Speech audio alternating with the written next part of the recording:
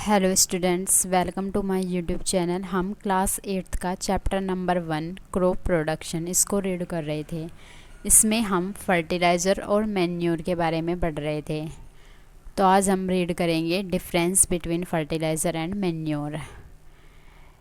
तो चलिए स्टार्ट करते हैं। In the previous classes you have learned about rhizobium bacteria. These are present in the nodules of the roots of leguminous plants. They fix atmospheric nitrogen. तुमने पिछली class में rhizobium bacteria के बारे में पढ़ा होगा। ये फलीदार पौधों की जड़ों की गांठ में उपस्थित होते हैं। ये एटमॉस्फेरिक नाइट्रोजन को फिक्स करते हैं।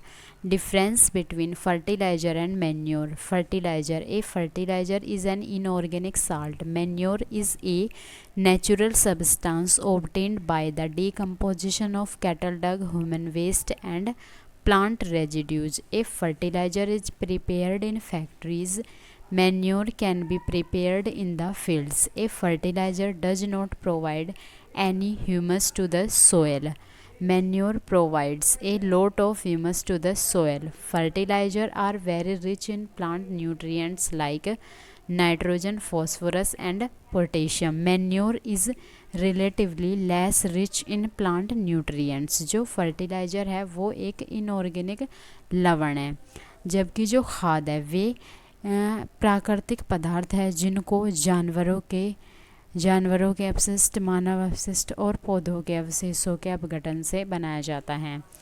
फर्टिलाइज़र को फैक्ट्री में बनाया जाता है, जबकि खाद को खेत में तैयार किया जाता है। फर्टिलाइज़र मिट्टी को ह्यूमस प्रोवाइड नहीं करता है, जबकि खाद मिट्टी को काफ़ी मात्रा में ह्यूमस प्रोवाइड करता है। फर्टिलाइज़र में नाइट्रोजन, फास्फोरस, पोटेशियम भरपूर मात्रा में पाया जाता है, जबकि खाद में ये पोषक तत्व अपेक्षाकृत कम होते हैं। Advantages of manure. The organic manure is considered better than fertilizer. This is because it enhances the water holding capacity of the soil. It makes the soil porous, due to which exchange of gases become easy. It increases the number of friendly microbes. It improves the texture of the soil. अब हम खाद के लाभ के बारे में पढ़ेंगे। जो खाद है वो फर्टिलाइज़र से अच्छा होता है। ऐसा इसलिए होता है क्योंकि यह मिट्टी की वाटर होल्डिंग कैपेसिटी को बढ़ाता है और उसे छिद्रयुक्त बनाता है, जिससे गैसों का आदान प्रदान आसान हो जाता है, और यह सूक्ष्म जीवों की संख्या को भी बढ़ाता है, और यह मिट्टी की बनावट को इम्प्रूव करता है। Nitrogen cycle. Plant and animal tissue and animal waste, excreta and urine contain nitrogen in the form of nitrogenous compounds. When such organic material mixes with the soil, the decomposers, mainly soil fungi and bacteria, break down the organic matter and convert it to nitrate molecules. This process is known as nitrification. अब हम nitrogen cycle के बारे में पढ़ेंगे। पौधों और जानवरों के ऊतक में और उनके अपशिष्ट में नाइट्रोजन नाइट्रोजनियस कंपाउंड के रूप में होती है। जब ये मिट्टी में मिलते हैं तो अपघटक जैसे कि फंगी और बैक्टीरिया इनको तोड़ देते हैं और इनको नाइट्रेट मॉलिक्यूल्स में बदल देते हैं। इसी प्रक्रिया को नाइट्रिफिकेशन कहा जाता है। Nitrates are easily soluble in water and are absorbed by the roots along with the water. Some of the nitrate is converted into nitrogen gas or nitrous oxide gas and returned to the atmosphere. This process is carried out by another type of bacteria and is known as denitrification. जो nitrates है वे पानी में आसानी से घुल जाते हैं और रूट के द्वारा एब्जॉर्ब किए जाते हैं। कुछ जो नाइट्रेट है वो नाइट्रोजन गैस या नाइट्रस ऑक्साइड में कन्वर्ट हो जाते हैं और वापस एटमॉस्फेयर में चले जाते हैं। इस प्रक्रिया को दूसरे प्रकार के बैक्टीरिया के द्वारा किया जाता है और इसे डीनाइट्रिफिकेशन कहा जाता है। अब हम पढ़ेंगे नाइट्रोजन फिक्सेशन के बारे में। Plant of the bean family, leguminous plant such as gram, peas and cluster beans absorb nitrogen gas from the atmosphere and convert it into nitrogen compounds called nitrates with the help of the bacteria that live in their roots in a special type of structure called root nodules. जो फलीदार पौधे होते हैं ये nitrogen gas को atmosphere से receive करते हैं जो इनमें इनकी जड़ों में जो रूट नोडल्स होते हैं उनकी सहायता से plant receive nitrates from the bacteria living in its roots, and the bacteria receive food from the plant. This type of relationship where both the organism live together benefit from each other is known as Symbiosis. जो पौधे हैं वे bacteria से nitrates को receive करते हैं और जो bacteria है वे प्लांट से फूड रिसीव करते हैं। ये जो रिलेशनशिप है जिसमें दोनों ऑर्गेनिज्म एक दूसरे के लाभ के लिए होते हैं, इसको सिम्बायसिस कहा जाता है। After harvesting when the root decompose the nitrate present in the root nodules mix with the soil and enrich it. Some bacteria living in the soil also fix nitrogen gas from the air as nitrates. The process of fixing nitrogen directly from the air is known as nitrogen fixation. Harvesting के बाद जड़ों में जो nitrate होते हैं वे मिट्टी में मिल जाते हैं और उसे नाइट्रोजन से भरपूर कर देते हैं। कुछ बैक्टीरिया डायरेक्टली हवा से नाइट्रोजन गैस को प्राप्त करते हैं। ऐसी इस प्रक्रिया को जिसमें डायरेक्टली एयर से नाइट्रोजन को फिक्स किया जाता है, इसको नाइट्रोजन फिक्सेशन कहा जाता है। वीड्स अब हम वीड्स के बारे में रीड करेंगे। Weeds are unwanted flowering plants. They compete with crop for water, soil nutrients, light and space, and thus reduce the crop yield. They are highly adapted plants. Then nature has provided weeds with a number of features that help them spread easily. Their seeds germinate earlier, their seedlings grow faster, they flower earlier, form seeds in large numbers, and the seeds mature ahead of the crop they invest. Water, wind, and animals, including humans, disperse their seeds of weeds far and wide. जो weeds है वे अवांछित फूलों वाले पौधे होते हैं जो फसल के साथ प्रतिस्पर्धा करते हैं पानी के लिए, मिट्टी के पोषक तत्व के लिए, प्रकाश और जगह के लिए, और जिससे फसल की पैदावार रुक जाती है। ये प्रकृति के अनुकूल होते हैं। प्रकृति ने इन्हें कई विशेषताएं प्रदान की है जिससे ये आसानी से फैल जाते हैं, जल्दी जम जाते हैं और जल्दी बड़े हो जाते हैं और इन पर फूल भी जल्दी आ जाते हैं और ये बड़ी संख्या में बीज उत्पन्न करते हैं और ये फसल के पकने से पहले ही इनके बीज पक जाते हैं। पानी, हवा, जानवर के साथ साथ मानव इनके बीजों को दूर दूर तक फैलाते हैं। In non irrigated fields weeds compete with the crop for water. A saving of about 1 million liters of water per hectare of land is possible by keeping the land free from weeds. In irrigated fields, the competition is for nutrients. Uncontrolled growth of weeds in a field depletes nutrient and reduces crop yield. The mineral requirement of weed are high. For example, a weed known as wild mustard require much more nitrogen, phosphorus and potash than a wheat crop. बिना सिंचाई वाले खेत में जो प्रतिस्पर्धा होती है वो पानी के लिए होती है। 1 मिलियन लीटर पानी को बचाने के लिए हमें भूमि को खरपतवार मुक्त करना होगा। जो सिंचाई वाला खेत है उसमें प्रतिस्पर्धा पोषक तत्वों के लिए होती है। जो वीड्स की अनकंट्रोल्ड ग्रोथ है उससे फसल की पैदावार रुक जाती है और इनकी रिक्वायरमेंट बहुत उच्च होती है। जैसे कि एक जो वीड है जिसको विल्ड मस्टर्ड कहा जाता है उसकी नाइट्रोजन, फॉस्फोरस, पोटास की रिक्वायरमेंट इतनी अधिक होती है कि जो गेहूं की फसल होती है इतनी उसकी भी नहीं होती। Weeding. The growth of weeds can be controlled by sowing crop seeds not contaminated with weed seeds and using manure and irrigation water not laden with weeds.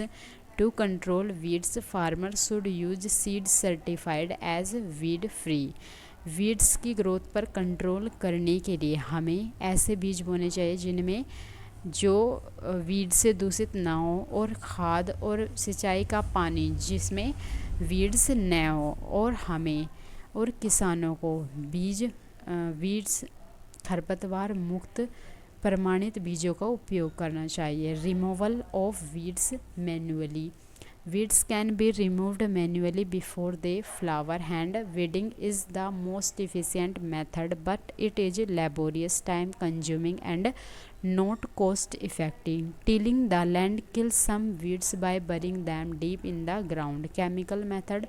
Certain chemicals called herbicides or weedicide are used to control weeds. These chemicals are sprayed on the weeds before they flower. The chemical method is less time consuming and cost effective than weeding by hand, but the chemical are harmful and often affect the health of the farmers. Hence, chemical method of weed control should be used only if hand picking of weeds is not possible. हाथ से weeds को निकालना, हाथ से weed को हम उन पर फूल आने से पहले निकाल सकते हैं और यह काफ़ी कारगर तरीका है, लेकिन यह श्रम साध्य, ज़्यादा समय लेने वाला और महंगा है। टीलिंग जुताई से हम कुछ खरपतवारों को उन्हें ज़मीन में गहराई तक दबाकर नष्ट कर सकते हैं।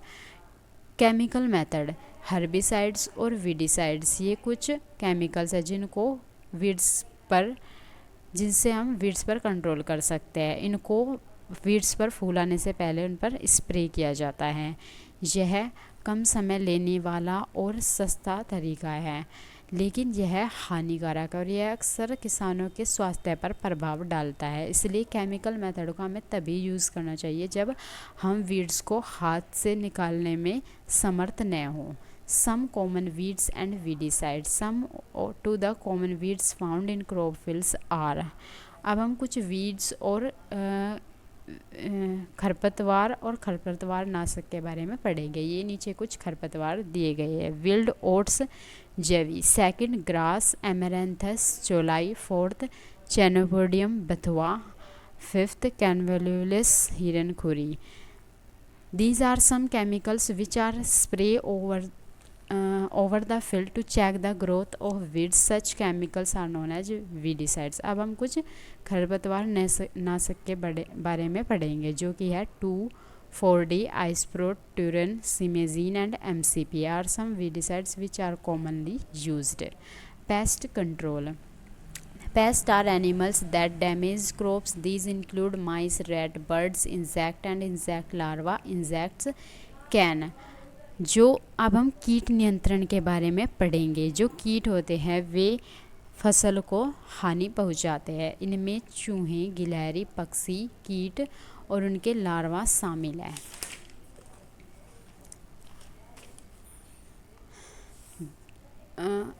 They damage the plants by eating the leaves, boring in stems or roots, sucking plant juices or damaging fruits. It is difficult to control birds and mice feeding on plant, but it is possible to kill insect pests and their larvae by using chemicals known as pesticides. They are sprayed directly on plants before they flower.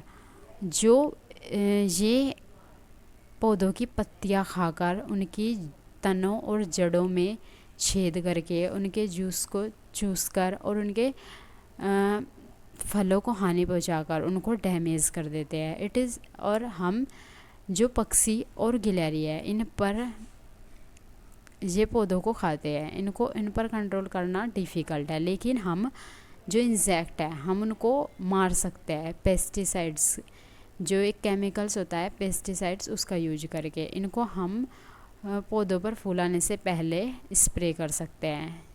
Pesticides are harmful chemicals. They contaminate soil, water, air and affect our health. Hence, pesticides should be used sparingly. Certain plant products obtained from neem tree are effective in controlling some insect pests. These products are not harmful and can be used to reduce the use of pesticides. Always wash fruits and vegetables before eating. जो ये कीटनाशक है ये हानिकारक chemical है, ये मिट्टी, पानी, हवा और हमारे स्वास्थ्य पर प्रभाव डालते हैं, इसलिए इनको हमें संयम से यूज़ करना चाहिए। कुछ प्लांट प्रोडक्ट जो कि नीम से उत्पन्न किए जाते हैं, हम इंसेक्ट पर हम कंट्रोल कर सकते हैं उनसे, और ये हानिकारक भी नहीं होते और इनसे पेस्टिसाइड का यूज़ भी कम होता है। सम कॉमन पेस्ट, ये कुछ पेस्ट नीचे दिए गए हैं। Aphid, bean fly, moth, leaf eating ladybird, beetle, vegetable bug, grasshopper, caterpillar, butterfly, weevil. Harvesting. Harvesting of a crop is an important task. The cutting of crop after it is mature is called harvesting. In harvesting, crops are pulled out or cut close to the ground. It usually takes 3 to 4 months for a cereal crop of mature. Harvesting in our country is either done manually by sickle or by machine called harvester. In the harvested crop, the green seeds need to be separated from the chaff. This process is called threshing. This is carried out with the help of a machine called combine, which is in fact a combined harvester and thresher. Farmers with small holdings of land do the separation of grain and chaff by winnowing. You have already studied this in class 6th. Harvesting, फसल की कटाई। जो फसल को काटना एक महत्वपूर्ण कार्य है। एक फसल को पकने के बाद काटने को ही हार्वेस्टिंग कहा जाता है।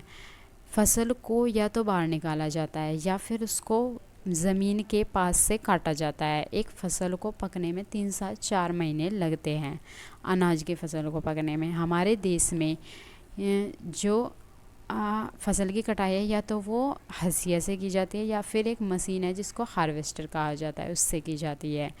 जो हार्वेस्टेड क्रॉप है उसमें से हमें बीज और भूसे को अलग करना होता है। इस प्रक्रिया को थ्रेसिंग कहा जाता है, जो कि एक मशीन होती है कंबाइन, उसकी सहायता से की जाती है, जो कि वास्तव में एक कंबाइंड हार्वेस्टर और थ्रेसर होता है। जो छोटी ज़मीन वाले छोटे खेत वाले किसान हैं वे सेपरेशन के लिए विनोविंग का यूज़ करते हैं। Harvesting fruits and vegetables. It is essential that fruits and vegetables are not damaged during harvesting and that they are kept clean. They should be placed in a clean harvesting basket or on mats. Dirty and damaged fruits and vegetables spoil quickly. They have a short shelf life. Fruit and vegetables should be wasted before storage. अब हम फल और सब्जियों के कटाई के बारे में पढ़ेंगे। यह आवश्यक है कि जब हम फल और सब्जियों को काट रहे हो वे क्षतिग्रस्त न हों और उनको साफ़ जगह पर रखना चाहिए। उन्हें या तो टोकरी में या फिर चटाई पर रखना चाहिए। जो गंदे और डैमेज्ड फ्रूट और वेजिटेबल होते हैं वे जल्दी से ख़राब हो जाते हैं और उनकी सेल्फ लाइफ कम हो जाती है, इसलिए उनको भंडारण से पहले ही नष्ट कर देना चाहिए। Storage of agricultural produce. कृषि उपज का संग्रहण। It is not possible to sell the entire harvested produced at one time. The produce has to be stored in a clean, placed under proper condition. Different agriculture produce need different kind of storage facilities. यह संभव नहीं है कि हम पूरे उपज को एक ही समय में बेच दें, इसलिए हमें उनको सुरक्षित स्थान पर स्टोर करके रखना होता है। अलग अलग कृषि उपज को अलग अलग स्टोरेज फैसिलिटीज़ की आवश्यकता होती है। Cold storage.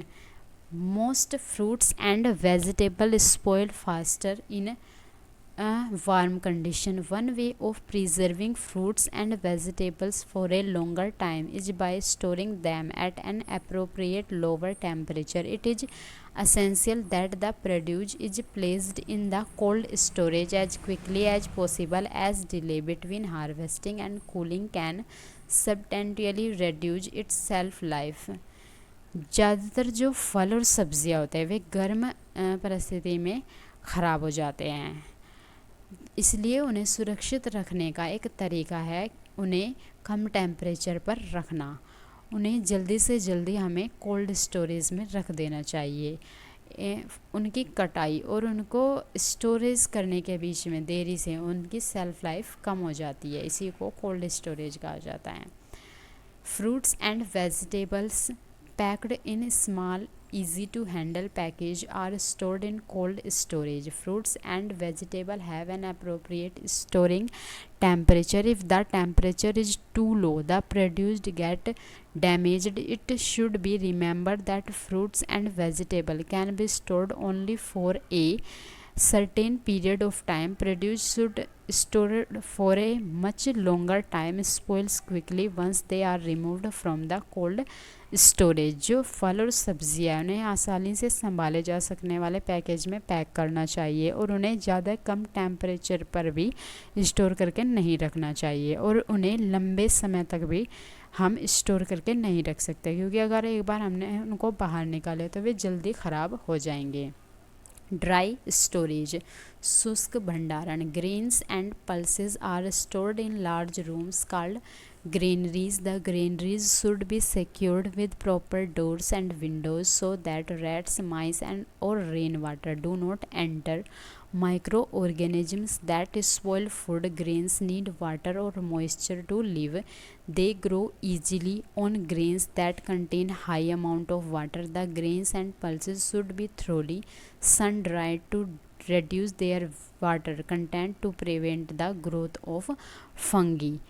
जो अनाज और जो दाल है उनको बड़े कमरों में स्टोर करके रखा जाता है, जिसको अन्न भंडार कहा जाता है। उन पर प्रॉपर डोर्स और खिड़कियाँ लगी होनी चाहिए जिससे कि चूहे, गिलहरी और वर्षा का पानी उसमें ना एंटर कर सके। जो सूक्ष्म जीव होते हैं वे इन अनाज को ख़राब कर देते हैं और उन्हें जीवित रहने के लिए पानी और नमी की आवश्यकता होती है। वे उस अनाज पर जल्दी उगते हैं जिसमें पानी की ज़्यादा मात्रा होती है, इसलिए हमें अनाज और दाल को अच्छी तरह धूप में सुखाना चाहिए जिससे कि उनमें से पानी ख़त्म हो जाए। फूड फ्रॉम एनिमल सोर्सेज, जानवर स्रोतों से फूड।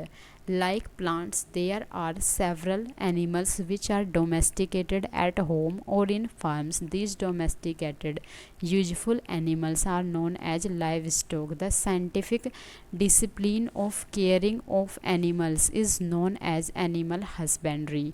पौधों की तरह कई जानवर होते हैं जिनको फार्म या घरों में पाला जाता है। ये पालतू उपयोगी जानवर, इनको पशुधन कहा जाता है।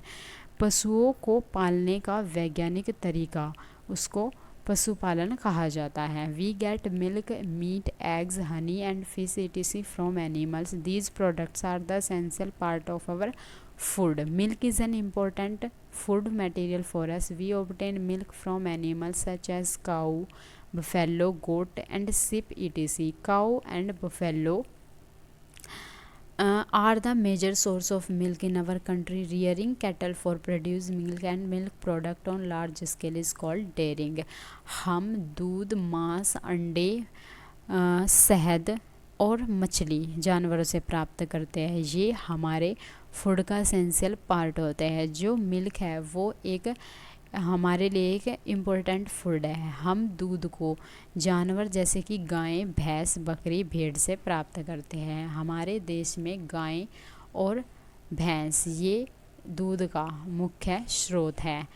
जानवरों को दूध और दूध के प्रोडक्ट के लिए पालना इसी को डेयरी फार्म कहा जाता है। Milk, ghee, curd, cheese, butter, khoya and ice cream etc are some dairy, ये कुछ डेयरी प्रोडक्ट्स हैं। Some of the high milk yielding breeds of cows are Sindhi red, Jersey, Karan, Swiss, Holstein etc. The high milk yielding breeds of buffalo in our country are Mehsana Gujarat, Nili Punjab, Nagpur MP, Jafarabadi Gujarat and Murrah Punjab and Haryana.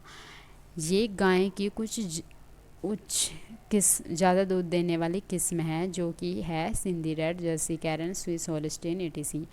और भैंस की ज़्यादा दूध देने वाली किस्म है मेहसाना गुजरात, नीली पंजाब, नागपुर MP, जफराबादी गुजरात, मुरा Punjab and Haryana. Poultry and eggs, अब हम मुर्गी पालन और अंडों के बारे में पढ़ेंगे। Hens, ducks and geese are known as poultry. They are reared on farms for their meat and Eggs are rich in nutrients and rich in proteins, vitamins, and minerals. Turkey are also reared for their meat. Birds are also prone to several viral diseases and bacterial diseases. They should be vaccinated to protect them from certain common diseases. Sick birds must be quickly separated from the healthy birds. मुर्गी, बत्तख, हंस, ये इनको मुर्गी पालन कहा जाता है। इनको इनके मांस और अंडों के लिए पाला जाता है। जो अंडे हैं वे पौष्टिक होते हैं और प्रोटीन, विटामिन और मिनरल से भरपूर होते हैं। टर्की को उसके मांस के लिए पाला जाता है।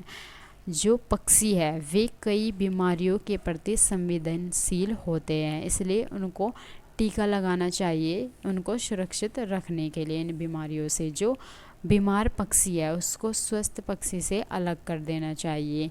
बर्ड फ्लू और एवियन फ्लू। बर्ड फ्लू और avian flu is a disease that is caused by a kind of virus that affect domestic poultry such as chickens and turkey. People who come in contact with the infected birds may have the disease. A bird can get bird flu that from another bird by coming into close contact with its infected feces, secretions or saliva.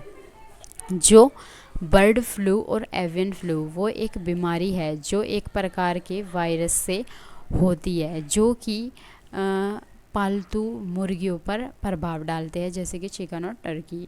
जो लोग इन संक्रमित पक्षियों के संपर्क में आते हैं उनको भी ये बीमारी हो जाती है। इसलिए जो एक बर्ड फ्लू जो एक पक्षी है उसको दूसरे पक्षी से ये उसके लार, मल और स्त्राव के संपर्क में आने से होता है। Symptoms of bird flu in human beings. मानव में बर्ड फ्लू के लक्षण: fever, sore throat, muscle ache, headache, letharginess, eye infection, breathing problems and chest pain. बुखार, गले में खराश, मांसपेशियों में दर्द, सिर दर्द, सुस्ती, आँखों में संक्रमण, सांस लेने में कठिनाई और सीने में दर्द।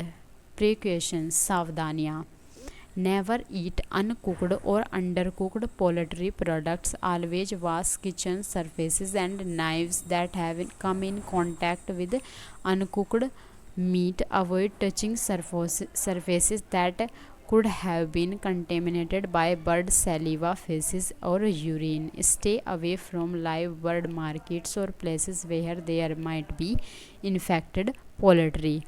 कभी भी कच्चा और बिना पका पोल्ट्री प्रोडक्ट को मत खाओ। हमेशा किचन की उस सतह और चाकू को दो जो कि कच्चे मांस के संपर्क में आते हैं, और उन सतह को छूने से बचे जो कि इन पक्षियों के लार, मल और यूरिन से दूषित हो। और उन बर्ड मार्केट्स और जगह से दूर रहो जहाँ पर ये इन्फेक्टेड हो सकते हैं।